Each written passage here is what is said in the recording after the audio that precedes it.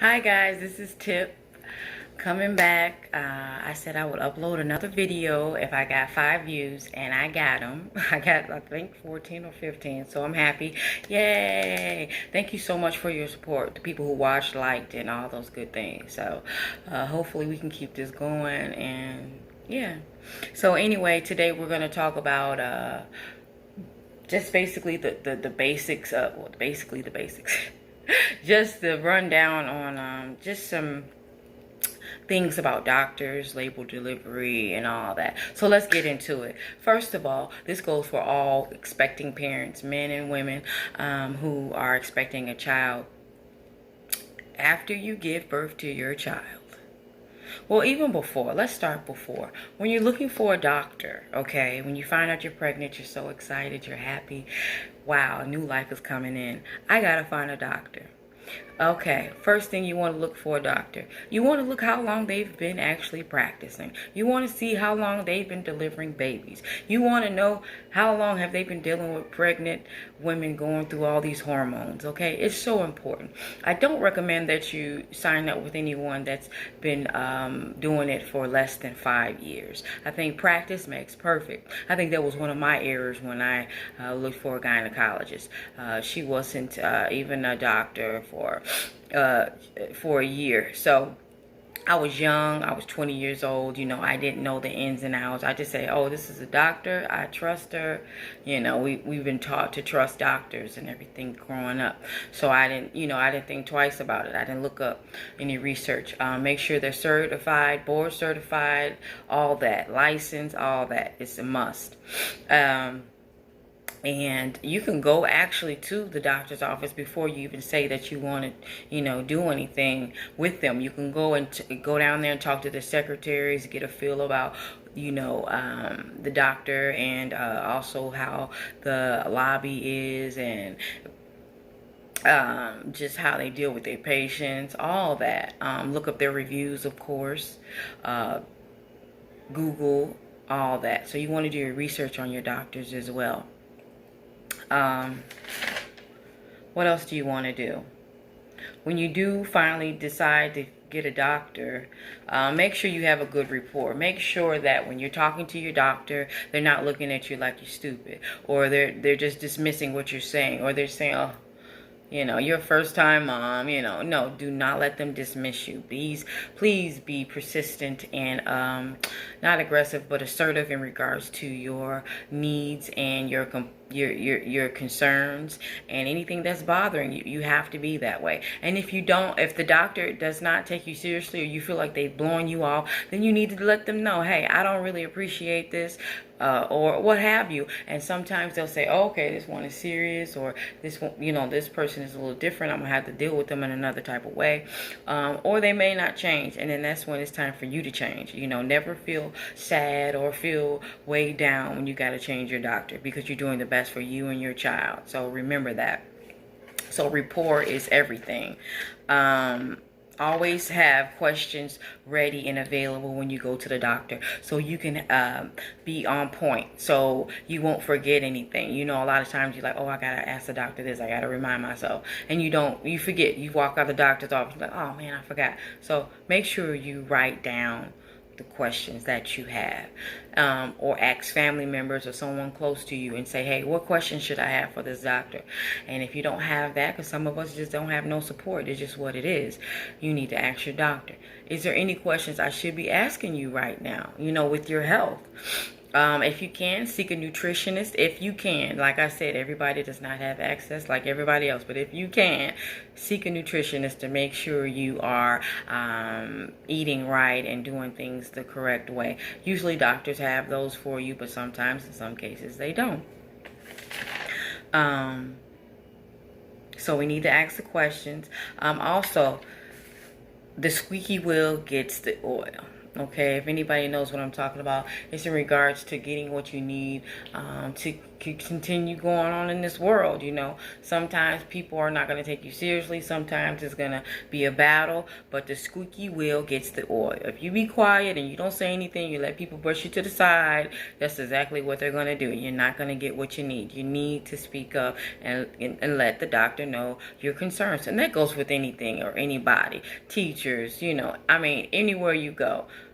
You know what I'm saying? Exercise your right to be heard and be respected. Everybody deserves respect. I don't care if you're poor and I don't care if you're rich, and everybody deserves decent health care, but it's just not the way it is. But you can make it your way. You know, one person can make a difference, so it can start with you, especially when it comes to your child.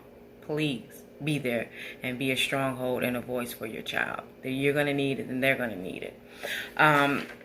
And as soon as you find out that your child has any type of issues, enroll him in some type of program. I enrolled my son in early interventions, but that was in Illinois. They have different names for everywhere. But it's going to help your child be better and independent, and maybe the disability won't be as tough or as hard as you start working immediately. Go to those support groups. Go sign up for everything. Read everything that you can, because it's going to help you to maneuver. Now, sometimes you just take things as a grain of salt. Everything doesn't work for everybody. All the information out there is not accurate, unfortunately, and it's not going to be the best for you. But that's why you got to weed out the good and the bad and take the good. What else did I want to talk to you guys about? Labor and delivery. When you finally do have your baby, you want to, I don't care if your baby came out healthier, you know, walking and talking, request your labor and delivery medical records. Y'all ain't hear me. Request your baby's labor and delivery records. You have to. Because if something down the line happens and, you know, you don't have any records, you don't have a case, you don't have anything, you don't got those records, you ain't got nothing. I'm telling you, you need those records. And they destroy them after a certain while. So depending on the state, I know in Illinois, 10 years is a wrap. So it could be a year for other hospitals. But make sure you get those labor and delivery records regardless of how the baby comes out, because you just never know. You need those records. Okay, I'm not going to reiterate that anymore. And second opinions, like I said, I don't have a problem with second opinions. Something isn't right. Hey, second opinion, let's do it. Go to another doctor, say, hey, this is what's going on. Keep all your medical records. Keep your x-rays and your ultrasounds and your, everything, if you can, keep it in a nice file cabinet. And I wouldn't never throw it away, because you just never know when you're going to need it.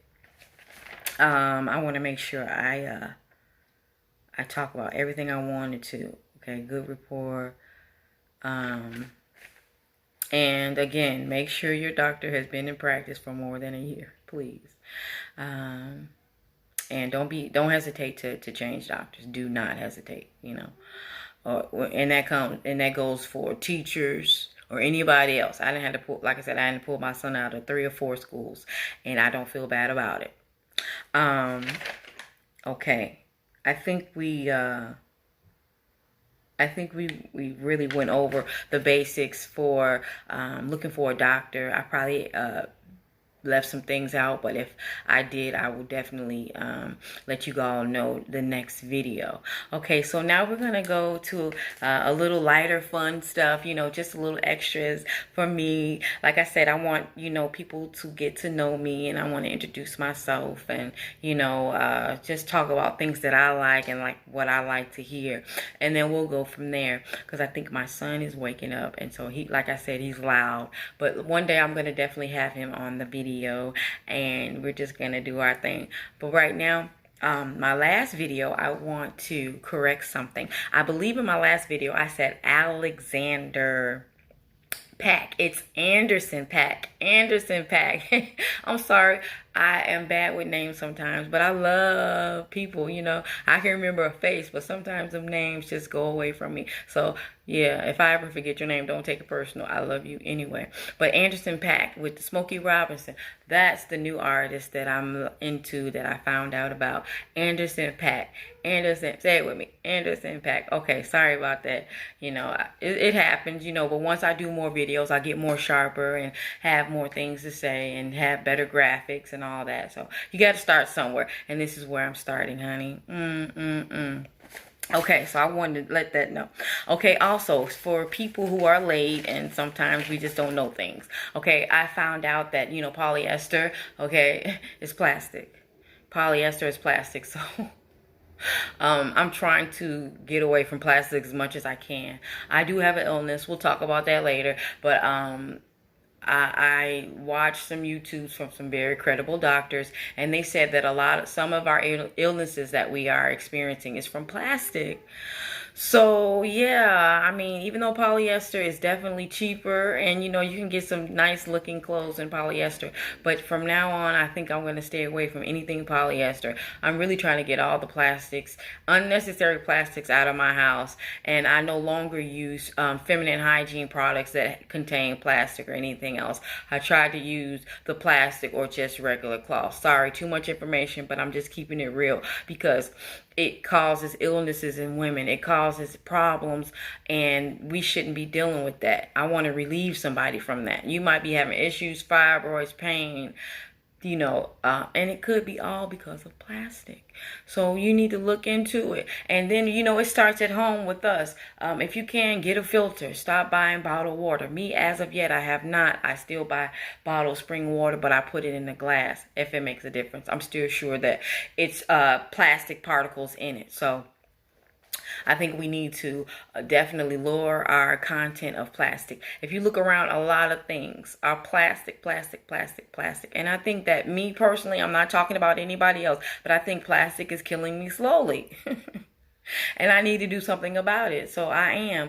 But I'm telling you, if you're having issues and you don't know where it's coming from, try to limit your interaction with plastic and see if it makes a difference in your life. Because that's what I'm here for. I want to make a difference in somebody's life. So yeah, plastic. Plastic is polyester. Polyester, yeah. It's not good. Okay. I was thinking about kids. I love kids. And I was just thinking about all those kids who try out for a team, and when they go up and they, you know, try to look for their name and they don't see it. It's so sad. I don't think any kid should be sad like that. But, I mean, we living in a world and we have to be realistic. Everything doesn't work out. Everything doesn't go your way. This world is not fair. But any kid that recently went out for a sport and didn't make it, I just want to tell you that I love you. And I want you to continue to working hard and doing what you have to do. Maybe you can try out next year. Maybe it's just not for you. Maybe you're destined to do something else. But don't let this define who you are. Don't let this dampen the rest of your year. You know, just continue to work hard. Some of the great people, some of the greats have been booed, cut, and everything else. I mean, from Lauryn Hill to Michael Jordan. And so don't give up and keep on trying as hard as you can. Just do your best, okay? Poor babies. I love you guys. I also wanted to just give a simple fact that I've learned recently, because I've been thinking about, you know, saving so me and my son can travel, and I'm just thinking about certain places I want to travel to. And recently I learned, if this might have changed, this might be outdated information, but in order to live in Hong Kong, you must speak Cantonese and write Mandarin. So and essentially you have to learn 2 languages to function in Hong Kong. So that's a lot of effort and work you have to do to make it there. So that's very interesting. I never knew that. So that's just a simple fact I wanted to share.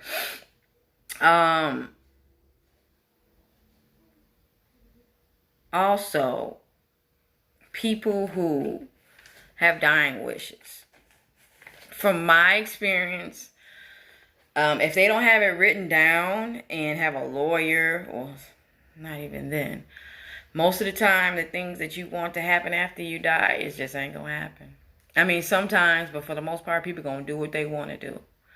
So anybody who is dying and they want certain things to be done a certain way, I advise you to videotape it, write it, certify it, get you a lawyer if you can, give it to a trusted friend, so you can make sure at least some of the things that you want to happen. But a lot of things change after people dies too. People show their true colors after someone dies, and so you really learn who people are. And I have definitely learned a lot after my mother's death, and I saw a lot of people switch up, and they showed who they really were. Why they couldn't show who they really were in front of her, I have no idea.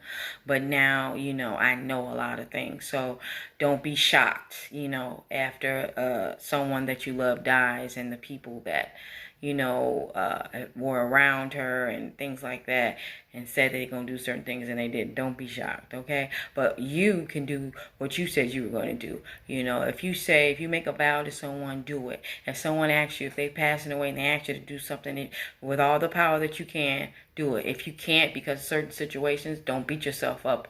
But for the most part, try your best, because you want the same thing to be done to you, So that's all I wanted to say about that. I know that was kind of deep, but I'm just trying to talk about certain things to make other people aware, because I was naive to a lot of things, but now I'm it is what it is.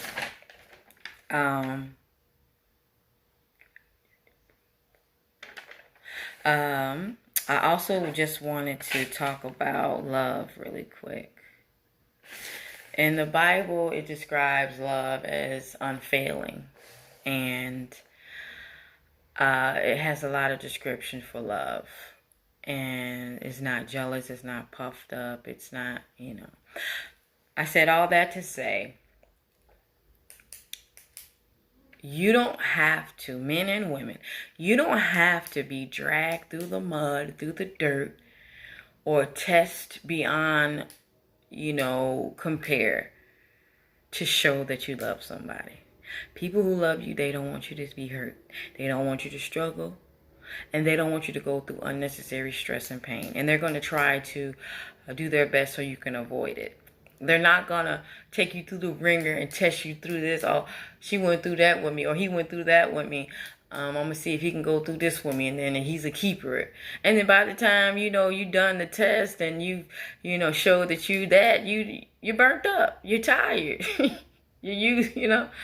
And it's like, no, that's not love. That's not love at all. That's not love at all. It's not love at all. Love is something, it's easy. It's comfortable. It's not always perfect, because we're not in a perfect world, but love is, should be, it should be easier than definitely hate and dislike. So, okay, I'm going to wrap this up pretty soon. But like I said, I'm going to have more things to say, more content, maybe even some props. But I wanted to upload this video today mainly just so I can talk to special needs families, and really any family that's bringing a new life into the world. Some of the things, some of the precautions they can do. But I'm going to do a lot better with my videos and have a better outline and, things like that. Let me see. One thing I want to tell you guys about myself. Oh, yeah.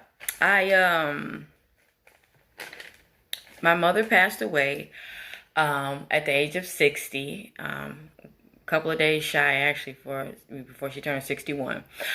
So she actually got cancer at the age of 50. So that was pretty young.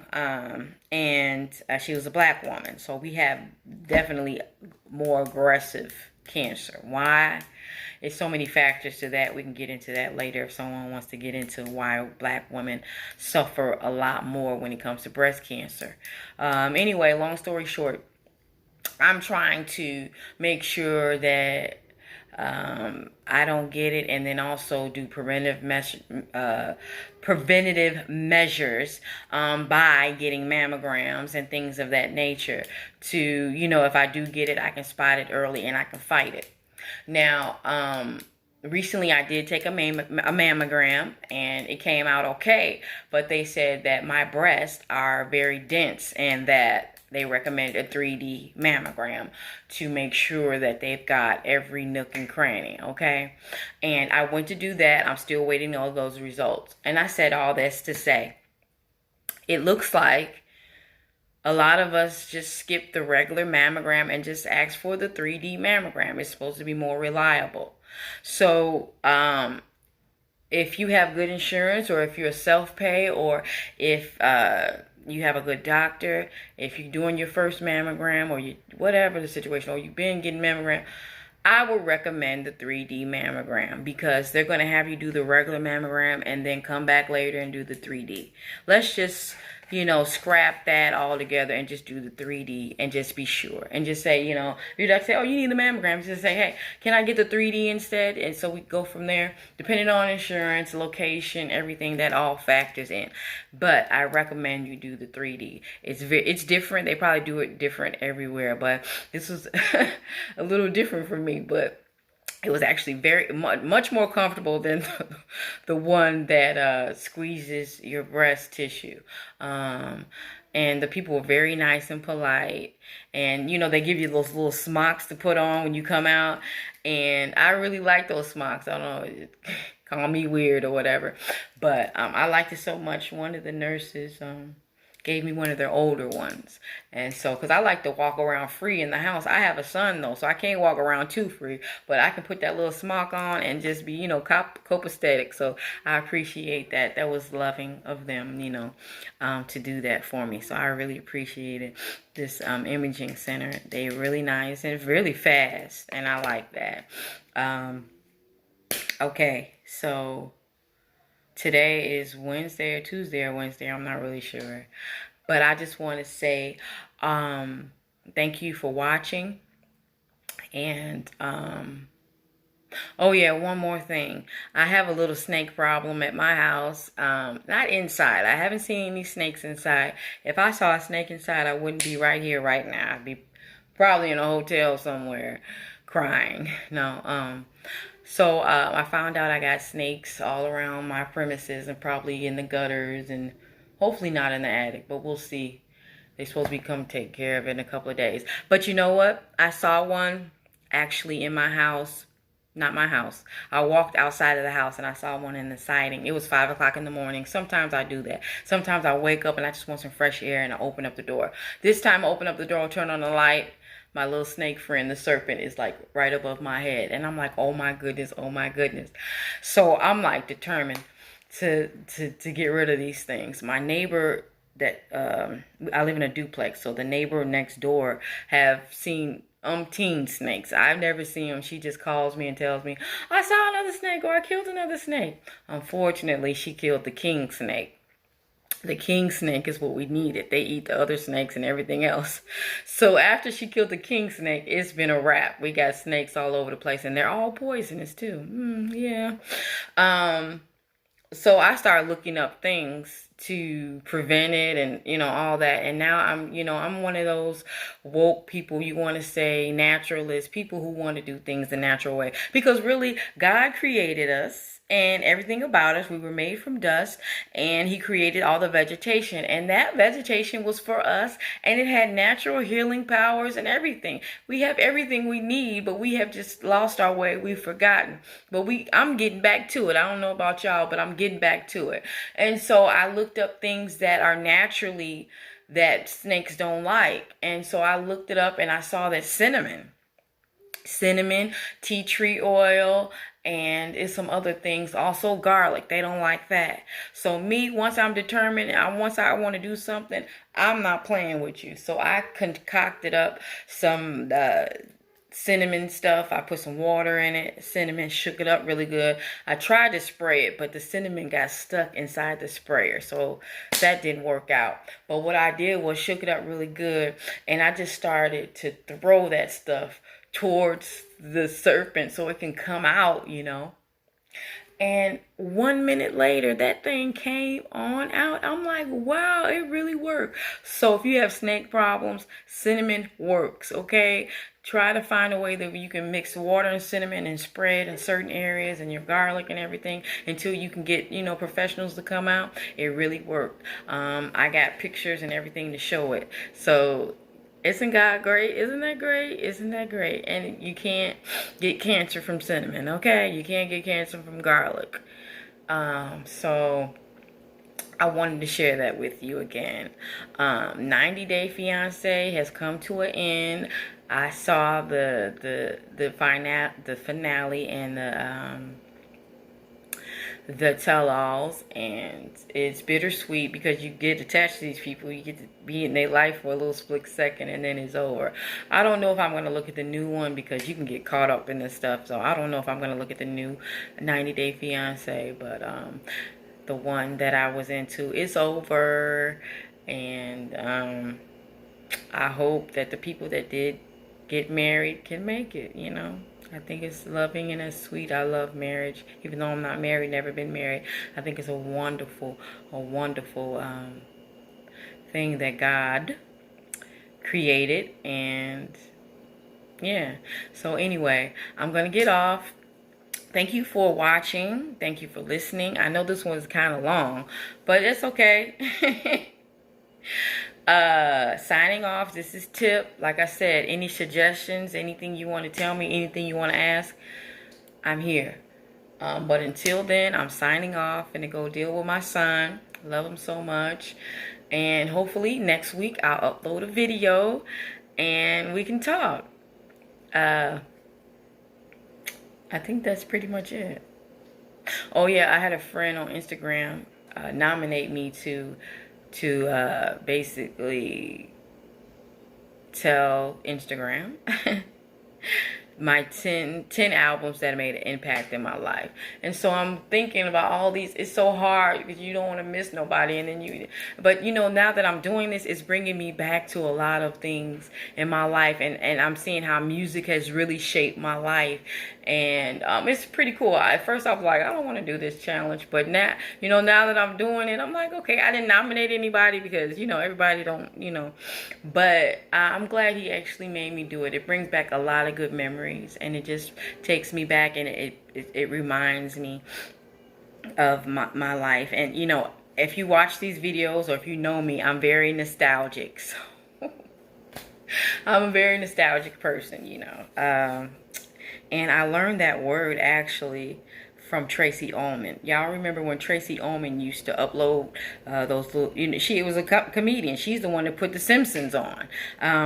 It would be little clips. But the Tracy Ullman show, I was really young when that came out, and she did a show about nostalgia. And I'm like, what does that mean? And then, I watched and I figured, oh, okay, I found out that, it's about the past, about, your certain connections, your memories, clothing, anything that can bring you to the past, is nostalgia. I think I'm defining it correctly. So I'm a very nostalgic person. I don't know if that's a good thing or a bad thing, but that's me. But anyway, I'm not going to talk any longer. Thanks so much for tuning in. This is Tip. I'll talk to you next week. If I get 14, 15 views, I'll upload another video. And see you later.